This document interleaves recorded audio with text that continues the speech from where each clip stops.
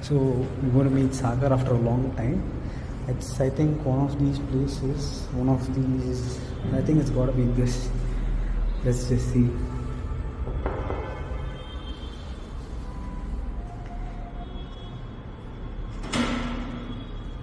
Hey Sagar, what's up? How are you doing? So it's been what, 7 years since we last met each other? So 7 years, easy 7 years. Easy 7 years, yeah. And you haven't changed, I bet. Good to know.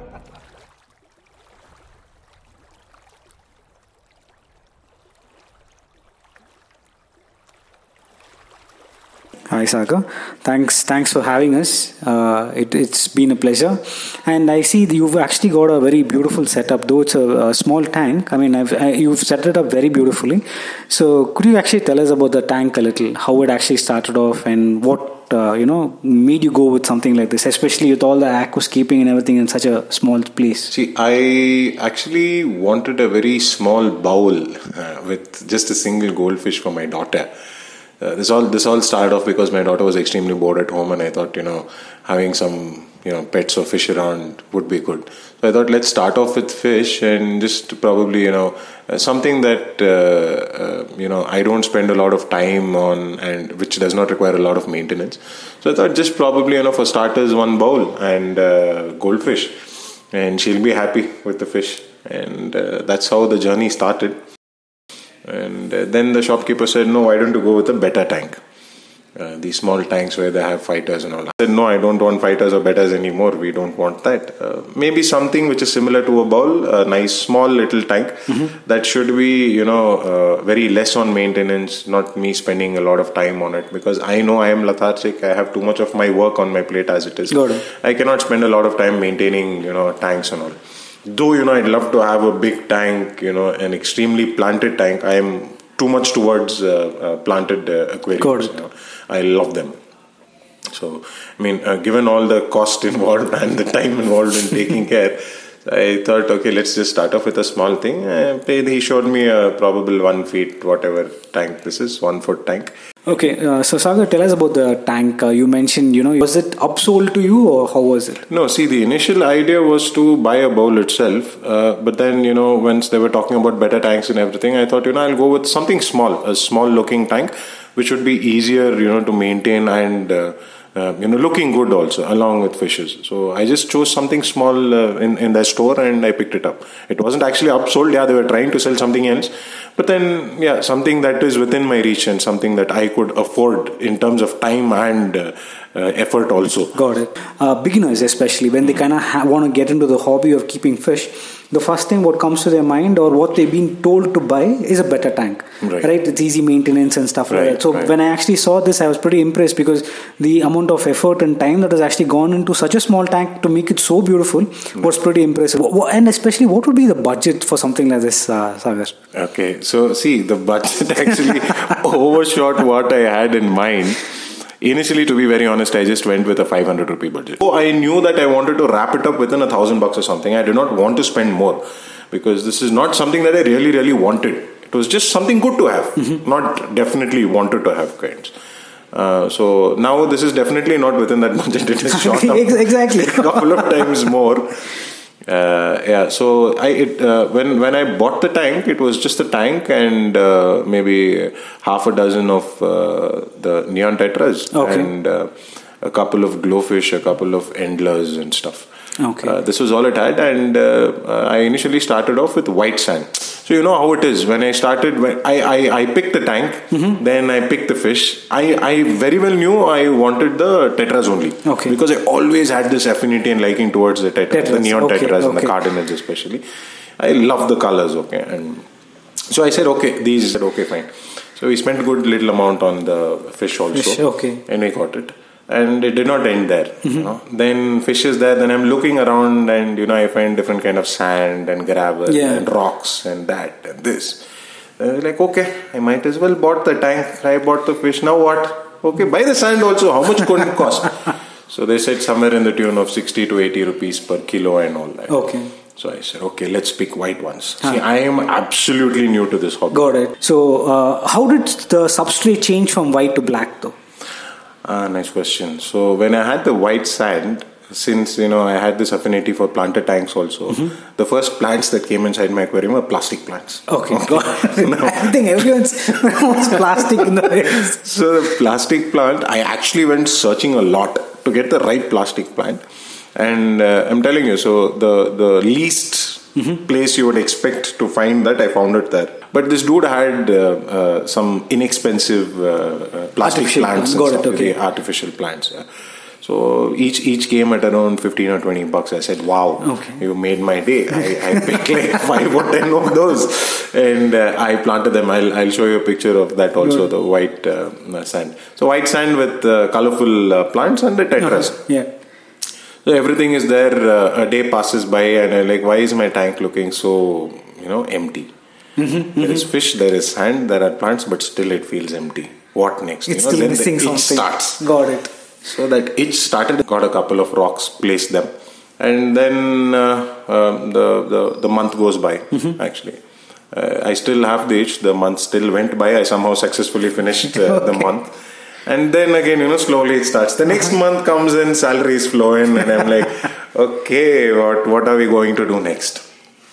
And then we started off with the bowl. We went to a Betta Tank, and we ended up and now we ended up with an aquascape tank. So that is with passion. So stages, stages, yes. one by one, right? Yeah. So would you advise that always doing your research before heading out to buy something would be advisable? Yes, definitely, please, because that is going to save you money, it is going to save you time, and it is going to double your happiness also. So just a little bit. You don't have to read an encyclopedia about fish and fish keeping and fish rearing and breeding. Just speak to a couple of people who might have aquariums already in their house, or just 1 or 2 blogs. So it's simple. So that way you'd already know what you want. Yeah, at least what you're going to get into. Bang on. Right. So somewhere you will read something at least. Agreed. Telling you just can't come and put the fish inside your tank. Yeah. Right. That's what I did. And I was so stupid to do that. Right? But there was nobody to tell me not to do that also. Understood. Yeah. For sure. This doesn't look like a beginner's work. The driftwood. So again, coming to this, right? So you mentioned this was all put together on various occasions, right? Right. So with regards to the driftwood, how did you get this perfect piece? Did you measure it, or how did it? It fits perfectly. How was that? So I went to this place which had a lot of driftwood, a lot of tanks and stuff. My initial reason of visit to that store was I saw one of their online ads which had a tank with a floating island, something like a floating island. Like the one in the movie. What's it called? Like the Avatar. Yes, that's the one. Yeah, something of that. And I fell for it. I was like, man, I need to have this. I need this at any cost. So I went searching for that store. I went in, and when I saw the tank, I was surprised. It was a very, very small tank. It was just a Betta tank itself. But then it was looking absolutely lovely. But then these were all fixed pieces, and they had actually attached a couple of plants on them, real live plants on them, right? So then I know this is not going to work for me. Looking around, they had multiple sizes of driftwood, what huge ones and stuff. I know I was just keeping my tank in head. Fortunately, very fortunately for me, I found something that might just fit my tank. Okay. Got it. Might just fit my tank. So there were a couple of instances where it might overgrow my tank also, but then that was also looking good, right? So this was purely again my luck entirely that I found something of this size. I trimmed it down a bit to accommodate it in my tank, but that was not a huge. I hardly trimmed probably 10% of it. Got it. Okay. Right, very small, just 2 or 3 arms I had to trim out of the wood, and it was ready. Yeah. And how about the hang on the back filter? What brand is it, and how effective is it? So this is the Sun filter. Got it. Okay. And see, this was something that I really asked for when I went to the stores. I said, see, my aquarium, I want it to be clear, crystal clear. So you want me to spend a little bit of extra money, I don't mind, but I want the water to look absolutely clear. So if you guys have some underlying secret that you don't want to tell, and if you want to sell the secret to me, it is okay. I will pay you for the secret. Please help me keep my tank clear. As it is, I am a newbie. I would not know what to do. So please help me. So there was this one good guy who said, no sir, just one nice filter will do. And also, have you included any sort of filtration thing on there? Like, these Aqua Clay or something like that? No, not at all. Just the sponge, is it? So I have plans of going for the ceramic balls. So that's what I've heard from multiple people, that this is the best option. It might be a bit expensive, but this is going to be the best thing to do to keep it clear. Now, I already had a problem with the filter. The filter came with cartridges. And these cartridges over time, just maybe a month or two, I lost one cartridge. As in, the cartridge has got some active charcoal kind of thing inside, and a small layer, like cottonish layer on the outside. So when it is dirty and you tend to clean it, that cottonish layer peels off. Understood. Right? And the filter is no more. Right? So the cartridge doesn't work. So went to the store again, asked him. They don't have replacement cartridges. This is something that people need to know. Right? You buy the filter, then there's no cartridge. What is the use of the filter? So an alternative for that is they give these sponges. Something like the Scotch Brights that we use. The sponge that they give. Really rough sponge that is there. So that sits inside the filter, and I was apprehensive in the beginning if it would do the job, but yeah, it has been doing a lovely job. As good as the cartridges that I had. So I can just imagine how the ceramic balls are going to be. They're probably going to be even better. And did you use anything to start off with the beneficial bacteria? Anything that you use from API or something like that? Oh yes, I did. This again is a topic to talk about. So there is a lot of people who told me a lot of things. They scared the shit out of me initially. They said, no, you're not supposed to use RO water. No, you're only supposed to use borehole water. No, use only corporation water. No, use this solution. What is that? They say dechlorinated, chlorinated. You add this, you add that, you add beneficial bacteria into that first. You add nitrate to that and this. I was like, boss, what to do? So one guy who I trust, he told, no boss, you're going to take fish from me.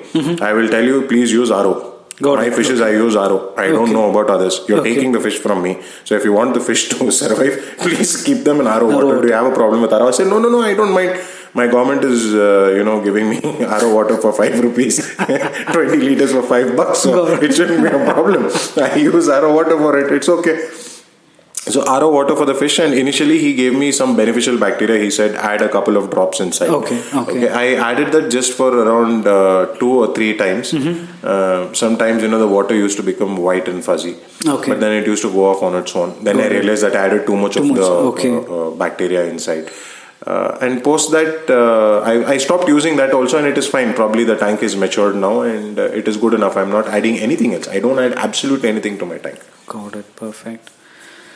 Seriously, Sagar, impressed, because you were the one who, if you remember, you were the one we actually helped me with the first upgrade of my tank back then, right? From my 2 feet to the 3 feet tank, and I think I'll actually add a link to that as well. I'll have it up here on the left hand corner. You can actually check it out.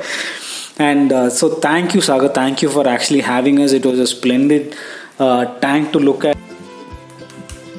And a little bit of food for thought for your viewers, guys. Sharon, I'm not telling you this because he's been a good friend of mine, but I've seen this guy spend some time passionately to maintain his tank and his fish.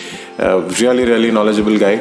And for him to appreciate something that I've done is really something that I never expected, right? This is a moment of happiness for me. I request all of you, a very humble request to please support him, subscribe to his channel, and please share his videos. And I'm sure he's willing to answer all your questions that you put down on the comments. Definitely. He's one of the experts in this field that I've spoken to. Thank you, Sagar. I'm actually humbled. You deserve to have a lot of subscribers, man. Because I've seen your work directly. People have to see it. You just have to show it to them. Agree. Totally. Thank you, Sagar. Thank you so much. That actually means a lot.